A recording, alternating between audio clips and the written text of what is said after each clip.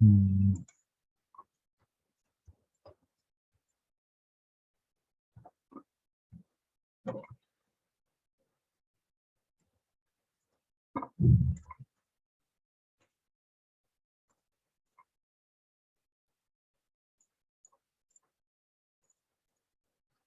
I think we are ready to now. That will be all. The next participants can come on. We'll go on.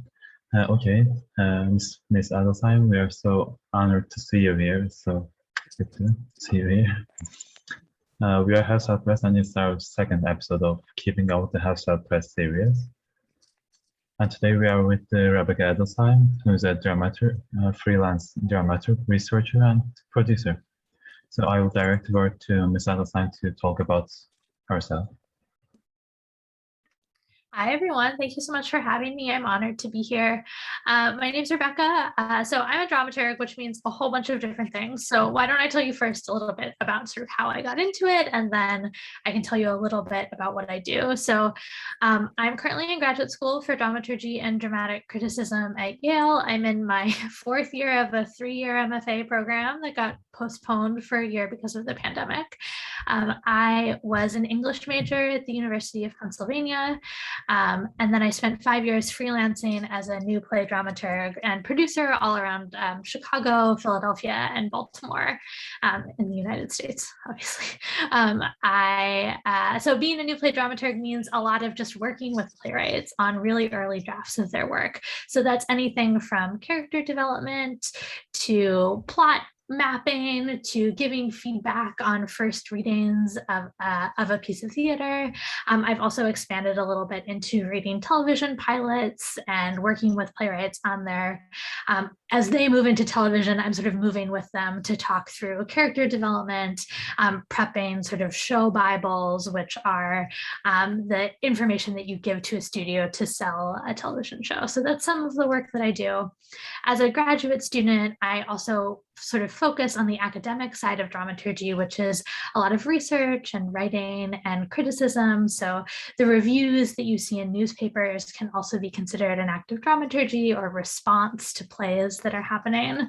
There are also dramaturgs who work on extant texts, so work that already exists, Shakespeare, Tennessee Williams, your assorted dead playwrights, and playwrights who are still alive, but whose work is being revived. And those dramaturgs, which is also some of what I do, offer a lot of historical context and responses. They work collaboratively with directors to work on the history behind those pieces. So I do some of that as well. And then I also sort of, in my last bucket of work, make my own artistic work. I'm partially an adapter. I work on material that's pulled from the archives or from historical fiction and work with directors as a close collaborator to adapt that into a theatrical script and put it on stage. So I'm have been working for the last 3, 4, what is time, years on a play called Soldier Girls, which is about lesbians in World War II, based on their letters from an archive in California. And I'm currently co-adapting with my roommate for her directing thesis, a novel by Sarah Waters called Affinity, which is about Victorian spiritualism and thinking about sort of the historical context of that as well as we put it on stage. And my independent research is on the history of queer theater, especially queer women on stage, and how that sort of, I'm in the process of writing the first phase of my dissertation right now, which is about an unfinished queer identity on the American stage. Those are all the things that I do, sort of. So yeah, it was a great story, I think. Yes, we can move on to the questions. I will ask the first questions. Okay, theater arts is started to be less appreciated after the rising of the streaming services like Netflix and some other. People prefer to stay at home in their beds instead of going out for a movie or a play. Do you think theater is ready to adapt these changes? Can the theater visit us at our home in the future? Yeah, that's a great question. And I think something that theater artists are thinking a lot about right now, especially with sort of the ongoing waves of the pandemic and the way that we keep our art form alive, even as people are hesitant to sort of go to theaters themselves. I'm of two minds about this. I think first, that there is something irreplaceable about an in-person experience. I think we all crave that in-person experience. That said, the price of tickets, the needing to leave your house makes theater incredibly inaccessible. So I do think we should be embracing sort of both approaches, the encouraging of collectivity in those live performances, but also making sure that theater can reach audiences all over the world, all across the country, people who are immunocompromised, have disabilities that make it more difficult for them to attend the theater. And so I think a hybrid approach is one that I think can be really beneficial to theater as an art form itself. And there are a lot of exciting theater artists who are adapting work for the screen, who are adapting theatrical work that is a theater piece, things like what Fake Friends are doing with Circle Jerk or This American Wife, who can use theatrical work that is meant for the screen itself. So I think there are a lot of ways to approach this. I also think television and film's embrace of theater writers is really exciting. Melding of that genre is important while also maintaining some celebration of that in-person event. Yeah, I guess that answers the question really great. Thank you. The next question will come from Rojin. What kind of research do you conduct on this field? That's a great question. So my research specifically is about contemporary theater work. So I'm looking at work from the mid 70s to basically last year and thinking about the transformation of a queer identity on the stage. I also do a fair share of historical work based on whatever project I'm working on, right? Every theatrical project means you're researching something totally different every time. So right now I'm also thinking a lot about Victorian spiritualism and the ways that those, especially English Victorian spiritualism in England, is theatrical in its own right and is the precursor to some of the magic and tricks that we understand in live performance today, as we're thinking about how we incorporate that on stage as part of our adaptation. So one of the great things about being a dramaturg is that you get to be sort of infinitely curious and research the things that come your way whenever they want, which is, or whenever you're on a project, which is really exciting. So my independent research is sort of ongoing as I work on my dissertation while I get to dive down other rabbit holes of research that I'm excited about. Yeah, it's a really wide field, I guess. There are a lot of research opportunities. Totally. The next question will come from Hiva. So, in your writings, do you break the fourth wall?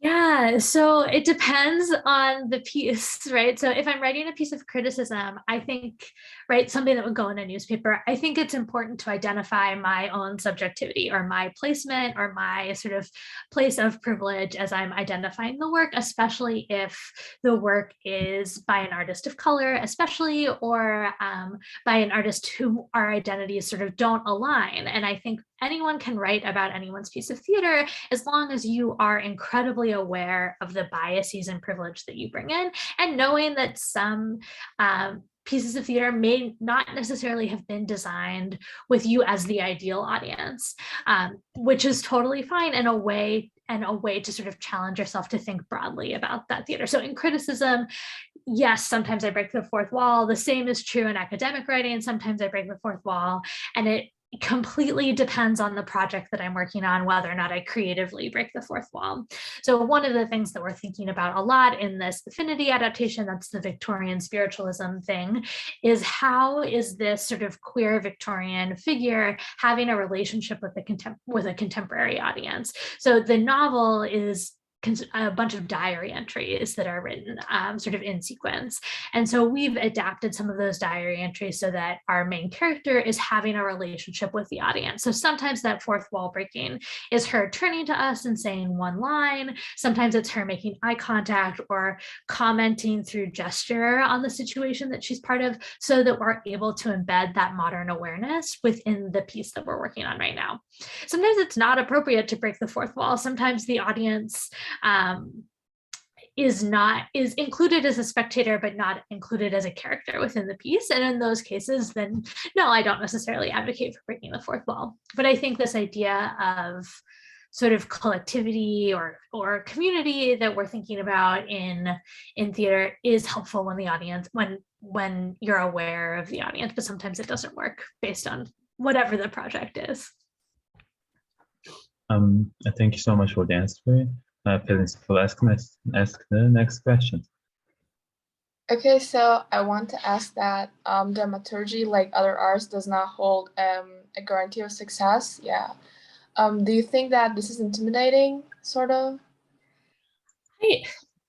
Intimidating is not necessarily the word I would use, but I do think an awareness of how unstable an arts career is incredibly important if you were considering going down this pathway. Dramaturgy is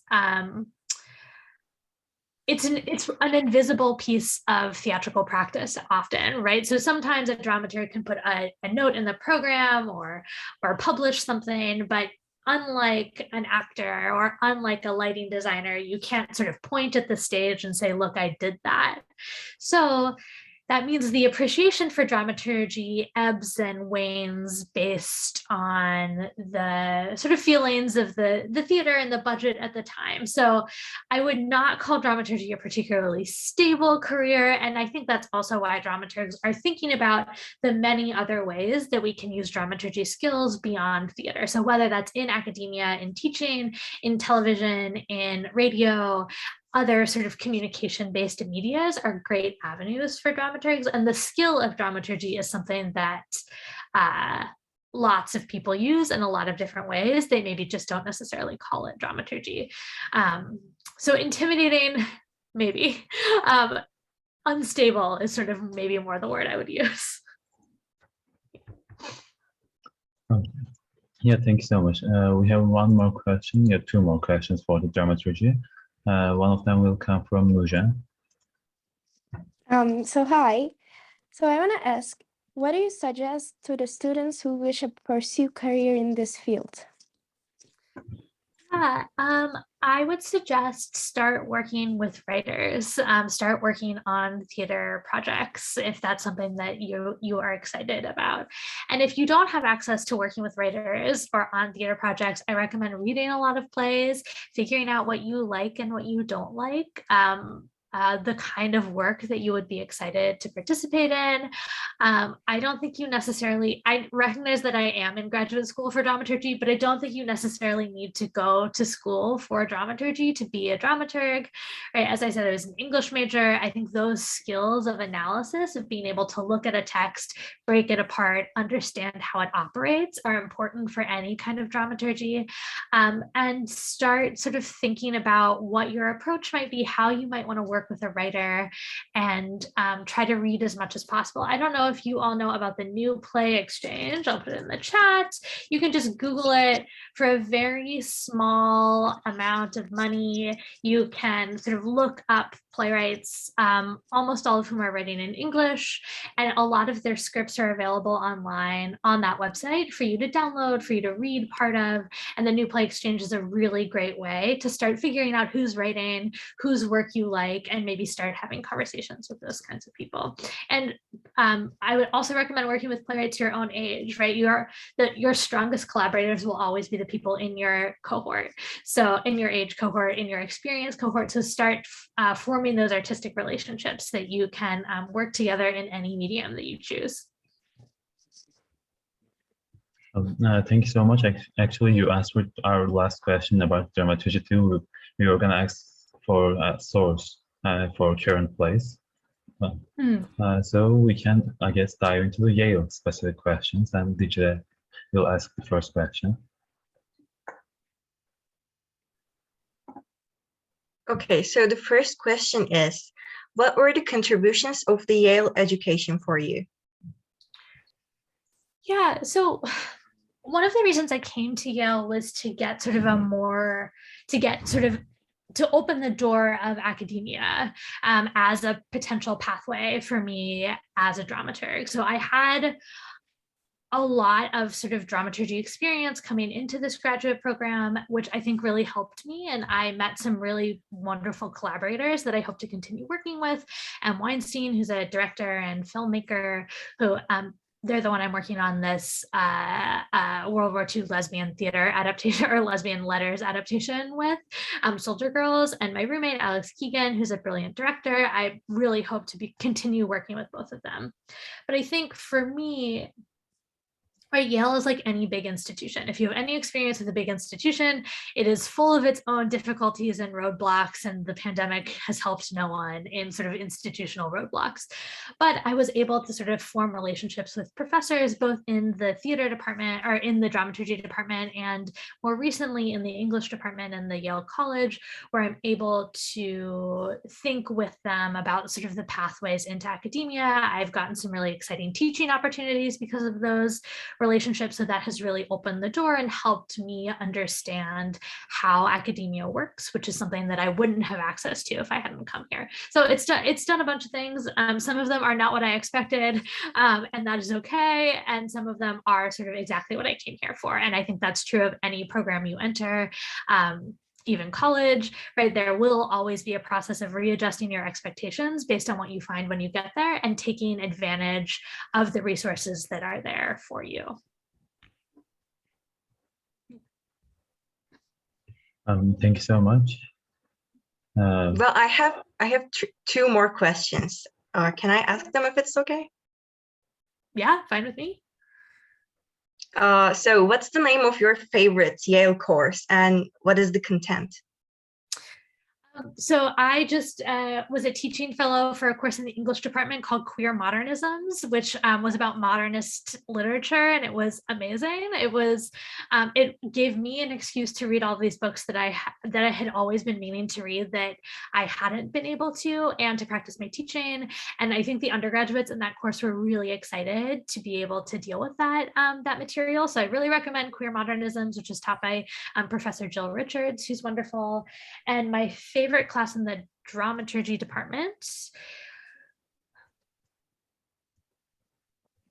So this is a controversial choice, but I really enjoyed our required theory class, which was like a very challenging class in terms of the workload, in terms of understanding it, but it's also been one of the most valuable classes that I've had because it gave me a broad idea of the theory that I needed to understand, some of which I had read before, but much of which I hadn't. And so getting that overview I found to be incredibly helpful in formulating sort of future research projects.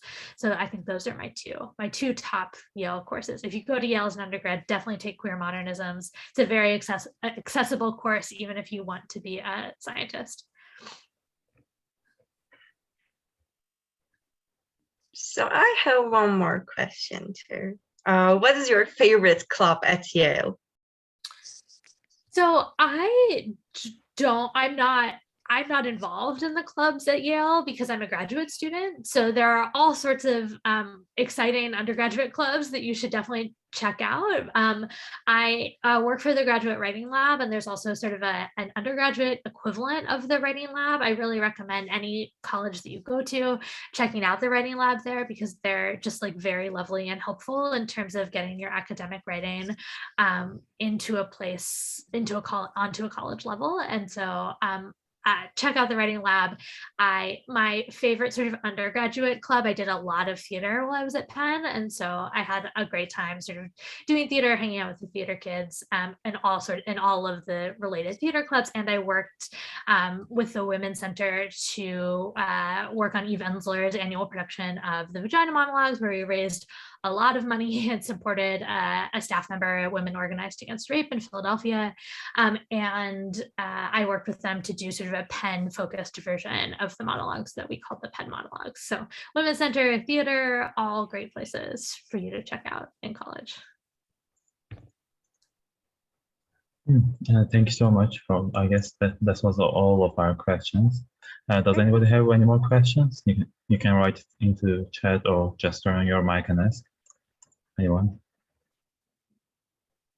No, but it was an honor to have you here. Thanks for coming and answering our questions. Thank you. Yeah, my pleasure. Thank you for all these great questions. It was nice to meet all of you. Good luck with this semester. You'll be great. I'll Oh. talk to you soon. Thanks so much. Thanks, everyone. See you later. Bye. Bye.